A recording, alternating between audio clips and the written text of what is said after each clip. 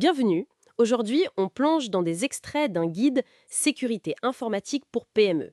L'idée, c'est vraiment d'en tirer le jus, les conseils pratiques pour qu'une petite structure puisse blinder sa cyberdéfense. Simple et efficace, si possible. Tout à fait. Et le point de départ de ce guide, c'est vraiment l'importance d'une approche globale. La sécurité, c'est pas une seule grosse muraille, c'est plutôt plein de couches différentes qui travaillent ensemble. Des couches, c'est-à-dire. On parle du réseau, des appareils, des données elles-mêmes, des accès, et puis, point crucial, les utilisateurs. Tout ça doit être sécurisé. D'accord. Alors, si on prend le réseau, le guide parle des pare-feux, ça c'est classique, mais aussi de segmentation avec les VLN. Pour une PME, ça veut dire quoi segmenter? C'est compliqué à mettre en place? En fait, non, pas tant que ça. C'est un peu comme créer des cloisons étanches dans le réseau de l'entreprise. Ah oui. Mhm. Oui, par exemple, on peut avoir un réseau pour les employés normaux et puis un autre complètement à part pour les invités qui utilisent le Wi-Fi. D'accord, ça évite qu'ils accèdent à n'importe quoi. Voilà. Et ce Wi-Fi invité, d'ailleurs, il faut bien le sécuriser, hein. Le guide recommande la norme WPA3, qui est quand même plus solide que l'ancienne WPA2. WPA3, noté. On peut même imaginer un troisième réseau très protégé pour les serveurs importants. L'idée, c'est vraiment de limiter la casse si jamais il y a une intrusion quelque part. Ça ne se propage pas partout. C'est une bonne pratique de base, en somme. Exactement. Le guide mentionne aussi les systèmes IPS, IDS, pour détecter les intrusions. Mais bon, ça, c'est peut-être une étape d'après pour ceux qui ont des données vraiment très critiques. Les réseaux, les appareils, les ordinateurs, quoi. Là, le guide met en avant les solutions EDR. Pourquoi c'est si différent, si mieux qu'un antivirus standard?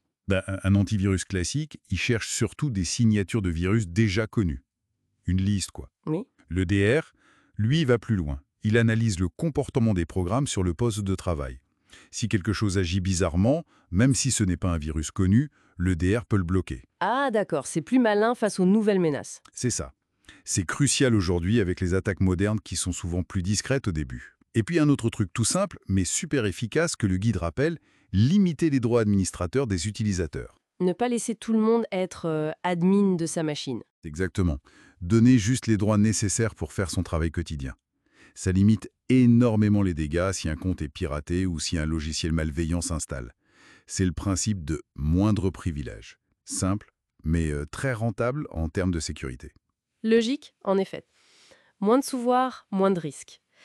Passons aux données elles-mêmes. Alors là, j'ai noté un truc qui m'a parlé pacuti. La règle de sauvegarde 3-2-1. C'est facile à retenir. Ah oui, la règle 3-2-1. C'est un excellent réflexe, vraiment. C'est un peu la base de la survie des données.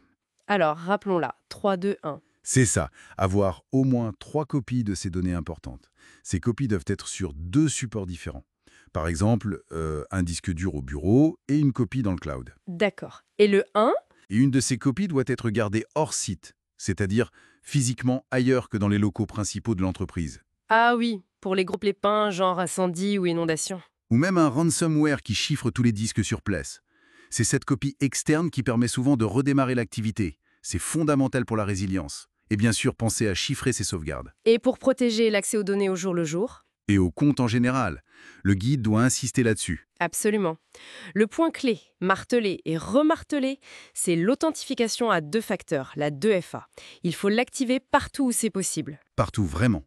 Bah oui. Sur la messagerie, l'accès à distance, VPN, les applications critiques. Partout où on peut. C'est le principe d'avoir une double sécurité. Votre mot de passe, c'est ce que vous savez. Oui. Et le deuxième facteur, c'est souvent un code sur votre téléphone ou une clé physique, c'est ce que vous possédez. Même si on vole votre mot de passe, eh bien, sans ce deuxième facteur, l'accès reste bloqué. C'est une des mesures les plus efficaces. Alors, Sans doute une de celles avec le meilleur rapport bénéfice-coût pour une PME. Oui, c'est vraiment un très bon investissement. d'accord. Mais bon, on a beau mettre toute la technologie du monde, si derrière quelqu'un clique sur un mauvais lien, ça nous ramène à l'humain. Le guide en parle beaucoup, j'imagine, hein. Énormément. C'est l'autre pilier. Avoir une charte informatique, c'est une base. Mais ce qui est crucial, c'est la formation régulière des équipes. Formé à quoi spécifiquement? Déjà, à reconnaître les tentatives de phishing, même celles qui sont bien faites, de plus en plus sophistiquées. Apprendre à gérer les mots de passe correctement. Ah oui, les mots de passe. Le guide cite des outils, des gestionnaires de mots de passe comme Bitwarden ou NPassword. C'est quand même mieux que le post-it collé sur l'écran ou le même mot de passe partout, hein. On est d'accord. Et puis, savoir comment manipuler les données sensibles, ne pas les envoyer n'importe comment. L'idée, c'est que l'employé, qui est souvent vu comme le maillon faible, devienne en fait un capteur, une première ligne de défense active. Transformer le risque en atout, en quelque sorte. J'aime bien l'idée. Et c'est un peu ça, oui. La vigilance de chacun, ça compte énormément. Bon. Alors, si on devait résumer les points clés de ce guide, pour une PME qui nous écoute et qui veut passer à l'action, Alors, d'abord, avoir une vision globale, ne pas se focaliser sur un seul point.